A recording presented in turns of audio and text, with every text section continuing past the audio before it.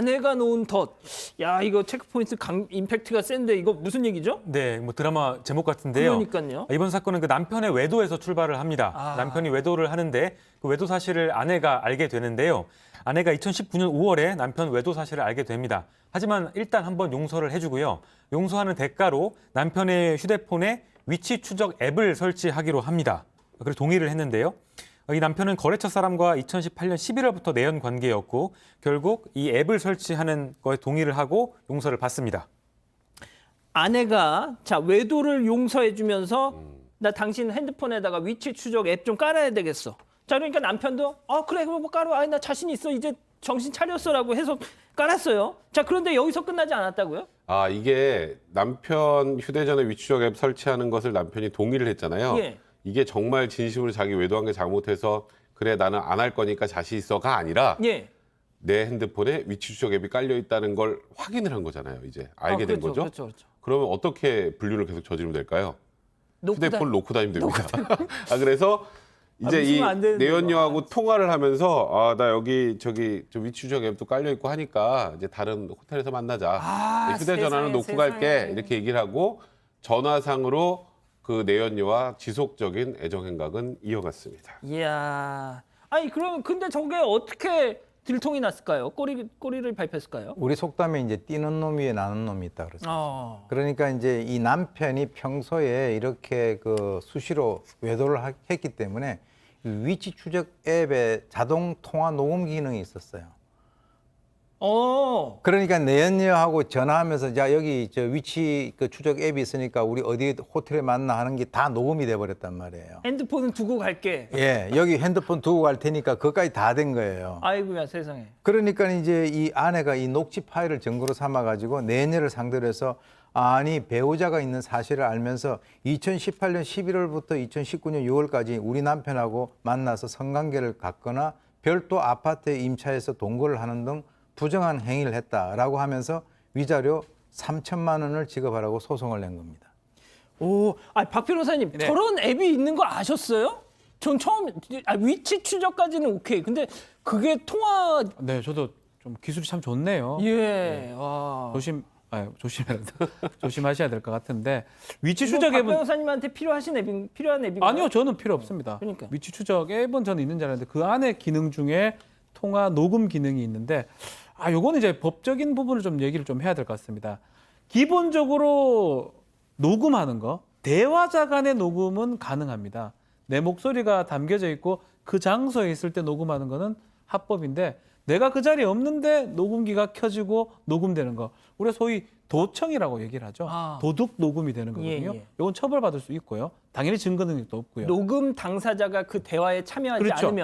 않으면 도청이 됩니다. 도둑 감청이 되는 거고 듣는 게 되는 거고, 합법적으로 되려 그러면 도둑이 아닌 감청이 되려 그러면 뭐 예를 들어서 법원의 영장을 받아서 국가기관이 뭐 이렇게 뭐 간첩 잡거나 이럴 때는 영장을 받아가지고 내가 없는 데서 녹음이 가능합니다.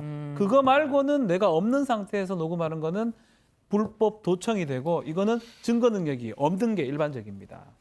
자 증거 능력이 없다. 증거로서 인정을 못 받는다. 그러면 그 아내는 뭐가 됐든 이거 내가 위자료 소송을 하려면 그러니까 그 본인이 그렇게 피해자잖아요. 아내 입장에서는. 네. 억울했을 것 같아요. 이게 증거가 안 된다고 하면. 네, 그래서 본인은 이제 재판 과정에서 이게 증거가 될 수 있다고 주장을 했는데요. 일단 위치 추적 앱 자체는 서로 동의해서 설치한 거기 때문에 그렇게 얘기를 할 때 이 백업 기능, 휴대전화의 백업 기능을 이용해서 확인하기로 서로 합의가 된 거다. 그러니까 이 녹취 파일, 이 대화 내용도 복원을 통해서 확인한 거기 때문에 문제가 없다는 취지로 주장을 했습니다. 자 그러면 저렇게 주장을 했는데 저 주장을 법원은 받아들였을까요? 받아들이지 않았습니다. 아이고야. 그러니까 상식적으로 생각을 했던 것 같아요, 법원에서. 그러니까 남편이 만약에 그 통화도 녹음이 된다는 걸 알았다면 그런 통화를 했을까요? 다른 방식으로 했겠죠. 했겠죠. 이런 남편이라면 다른 휴대폰을 하나 더 100% 개통을 해서라도 했겠죠. 예. 이제 그렇다면 동의를 받았다는 증거가 있어야 되는데 이 아내가 제출한 증거에서는 동의를 받았다는 증거가 없었다라는 것이고, 아까 박 변호사님이 설명하셨지만 양 당사자의 동의를 받지 않고 녹음을 하게 되면 그거는 불법입니다. 그리고 설사 설사 남편한테 받았어요. 예. 통화 저기 녹음되는 것도 동의해. 그래서 네 했는데 이 여성한테 동의받은 건 아니잖아요. 아, 그렇죠. 그렇죠. 그러니까 그렇다면 어쨌건 이 둘 사이의 대화를 녹음하는 것 자체가 불법이 되기 때문에 증거 능력을 쓸 수 없다라는 거고요. 통상 이게 형사 사건이 아니라 민사 사건에서는 형사보다는 증거 능력을 좀 폭넓게 인정을 해줍니다만 이 정도의 명백한 불법성이 인정되는 증거로 사용하기는 어렵다 이렇게 판단했습니다. 박 변호사님, 네. 결국 그래서 패소를 했어요. 이 아내분이. 그렇죠. 아니, 그런데 세상에 상간녀한테 당신 하는 것도 내가 좀 녹음할 테니까 동의해줘. 이럴 수는 없는 거잖아요. 그럼 증거를 어떻게 잡어? 그렇습니다. 근데 이제 재판이라는 거는 증거 재판주의고요. 또 증거라는 거는 적법하게 획득한 증거만이 좀 의미가 있다는 게 우리 이제 법치국가 또 재판의 원리거든요. 뭐 그러다 보니까 최근에 특히 부정행위 관련해서 여러 가지 제약 사항들이 있어요. 예. 간통죄도 없어. 그리고 뭐 최근에도 우리 사건만 소개를 해드렸는데 간통 목적에 부정행위 목적에 주거 침입했을 때 이제 주거 침입죄가 성립하지 않습니다. 그렇죠. 어쨌든 증거 능력도 없기 때문에 이 간통의 어떤 증거를 확보하기가 좀 쉽지 않은 상황이다. 예, 그렇게 보입니다. 아, 교수님, 좀 마지막으로요. 아니, 세상에 어떻게 보면 저 아내 입장에서는 진짜 자신이 정말 너무너무 이 스트레스를 받고 있고 저 두 사람의 불륜 때문에. 그래서 이제 그렇게 뭐가 됐든 각고의 노력 끝에 그런 걸 딱 잡았는데 그게 법원에서 인정이 안 돼.